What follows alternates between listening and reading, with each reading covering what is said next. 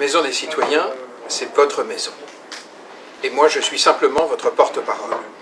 C'est pourquoi la Maison des citoyens est ouverte à absolument tous et toutes, avec un seul objectif, faire en sorte que les citoyens de notre pays existent pendant les 5 prochaines années et non pas tous les 5 ans.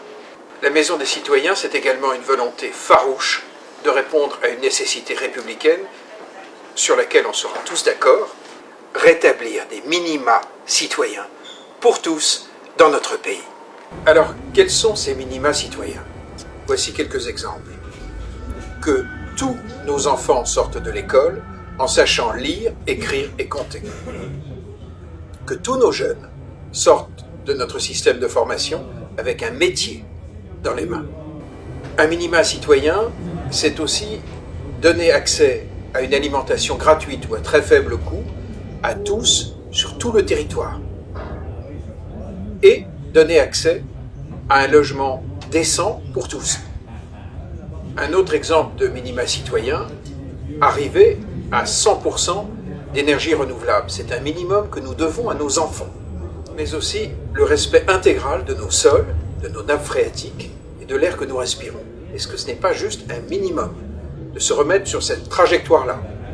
Un autre minima est que les charges et les impôts reviennent dans la moyenne européenne. La délocalisation de nos emplois, ça suffit. Lutter sérieusement contre l'optimisation fiscale qui est défavorable au Trésor français, ce qui est un pur scandale que nous ne devons plus accepter. La véritable question reste, comment allons-nous faire?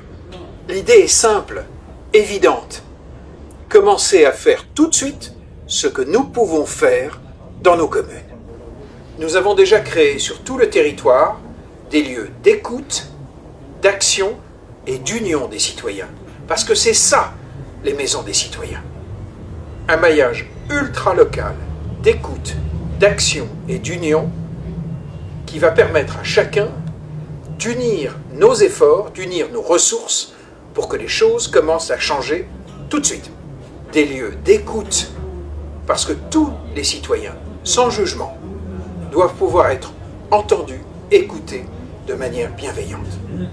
Ensuite, des lieux d'action dans lesquels tous les citoyens qui veulent devenir acteurs seront soutenus par des faiseux. Il doit être bien clair que tout citoyen qui soutient un faiseux est déjà un faiseux lui-même.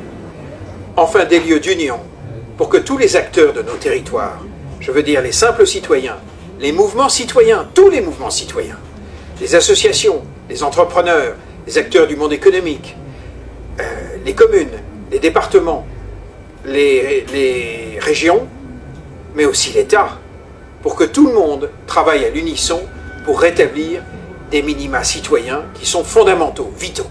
Les maisons des citoyens doivent permettre cela et incarner à tout moment la bienveillance, l'attitude positive, l'inclusion de tous, la co-construction et la créativité. Pensons en dehors du cadre quand le cadre ne fonctionne plus. Les maisons des citoyens permettent de recréer du lien dans nos communes, dans nos quartiers, dans la cité, dans nos villes. Un lien citoyen dont l'ambition est de faire de la politique autrement. Car n'oublions pas que le gouvernement doit être au service des citoyens pour nous faire exister, pas l'inverse. Le gouvernement doit mettre en place des politiques directement inspirées par des actions de terrain, des initiatives locales qui marchent et qui ont réellement fait leurs preuves. Le rôle des maisons des citoyens est de faire remonter vers le sommet de l'État ce qui fonctionne, ce qui est réellement opérationnel. Nous devons être les yeux du pays. Et c'est comme ça que l'État se recentrera sur ses missions régaliennes en nous faisant confiance.